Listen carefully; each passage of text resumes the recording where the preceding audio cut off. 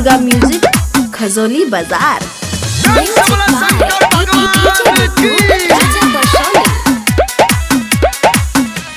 सुनु बची हम कहानी भोलानाथ के, ध्यान देबई कोनी हमर ई बात पे। सुनु बची हम कहानी भोलानाथ के, ध्यान देबई कोनी हमर ई बात पे।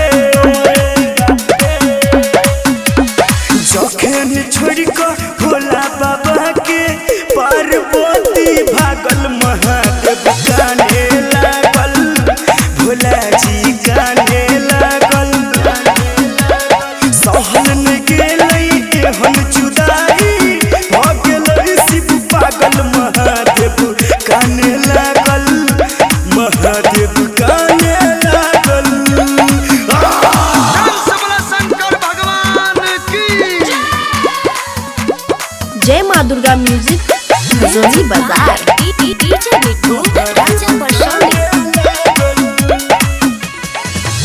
अपने भिखारी बनल भगत के बन राजा, बस हाप बैठ के खाली पियत रही गांजा। पार्वती के कर बर बर खटनी, कहते दो गौरा पीस के भान वाला चटनी। एही से छोड़ के भोला बाबा के पार्वती भागल महादेव काने लागल, महादेव काने लागल।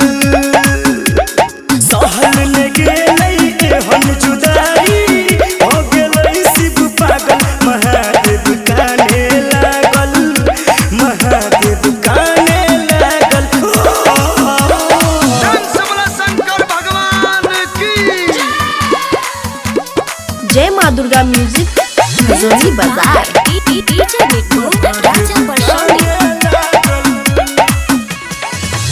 रहलै भोला रानी फिर कोनो देवता के संहार में,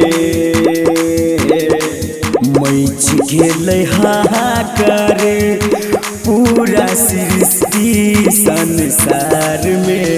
ब्रह्मा विष्णु कहै शिव भऽ जाउ शांति, एहि दुनिया के बाबा करियौ नया खेल अंतियो। करे साहू प्रकाश पंकज बाबा के महिमा गावल, महादेव काने लागल, महादेव काने लागल। सहल न गेलै एहन जुदाई, हो गेलै शिव पागल, महादेव काने लागल, महादेव काने लागल। सुन बची हम कहानी भोलानाथ के, ध्यान देबई कोनी हमर ई बात पे। जखन छोड़ के भोला बाबा के पार्वती भागल महा